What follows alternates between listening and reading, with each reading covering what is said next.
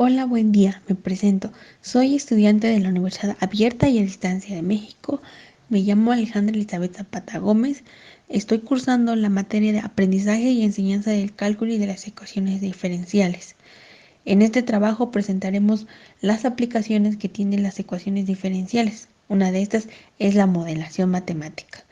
El propósito de nuestro trabajo es mostrar cómo como docentes podemos enseñarle a nuestros alumnos las aplicaciones que tienen las ecuaciones diferenciales y los puntos de interés que tienen de estudio.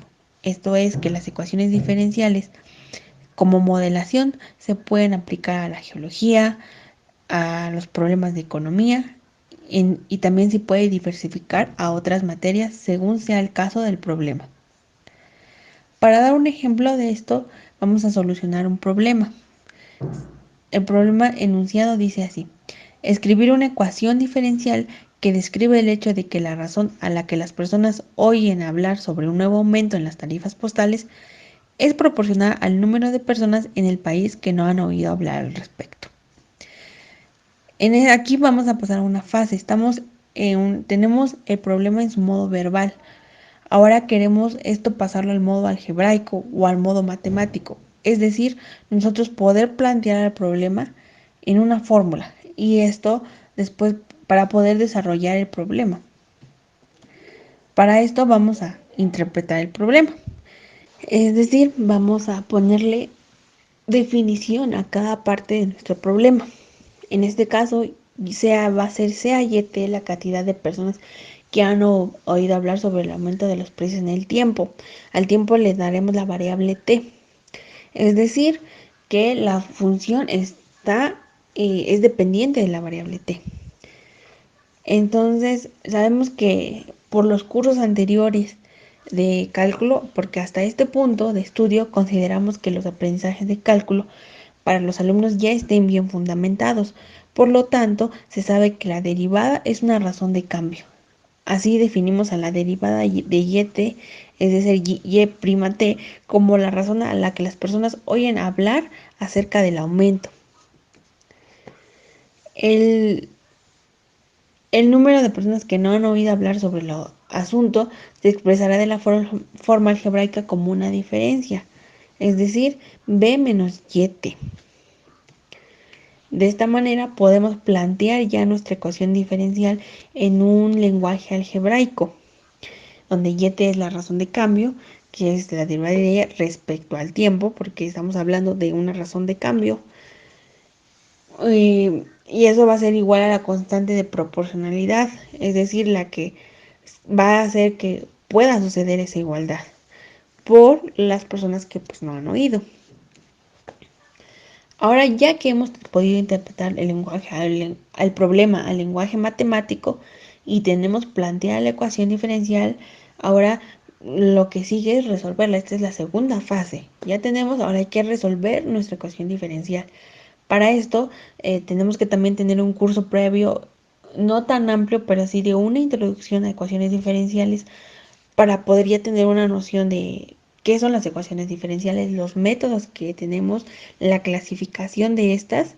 Entonces, para este punto ya tenemos tener un conocimiento previo. Entonces, para eso necesitamos identificar qué tipo de ecuación diferencial tenemos para ver qué método es el más conveniente.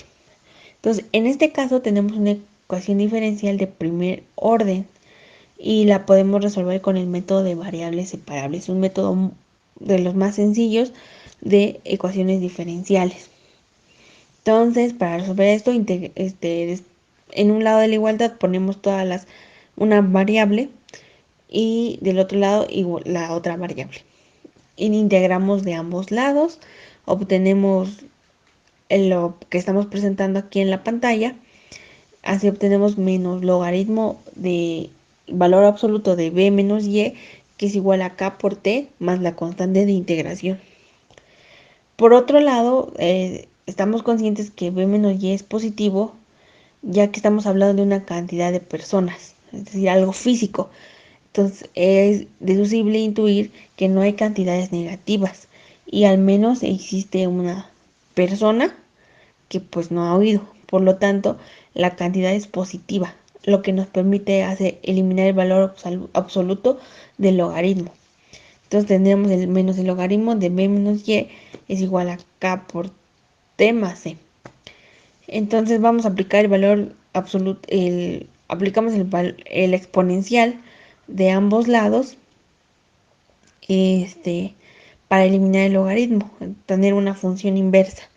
De esta manera pues nos queda lo siguiente: b menos y es igual a e menos k por t por la exponencial a la menos e. Vamos a despejar a y para obtener la función y igual a menos, y se obtiene que y es igual a b menos c menos k por t por e menos c. Esta función depende de la variable de t, lo que nos describe la razón a las que personas oyen hablar sobre un nuevo aumento en las tarifas postales. Teniendo ya nuestro resultado, que fue el despejar a y, ahora volvemos nuevamente a pasar al lenguaje verbal o coloquial para poder interpretar el resultado y dar la aplicación. De esta manera podemos presentar las tres fases del pensamiento para aprender la modelación matemática. Se resumen en tres fases, es decir, tengo el problema, lo paso al lenguaje algebraico, desarrollo lo que obtuve y posteriormente el resultado lo vuelvo a pasar al lenguaje verbal.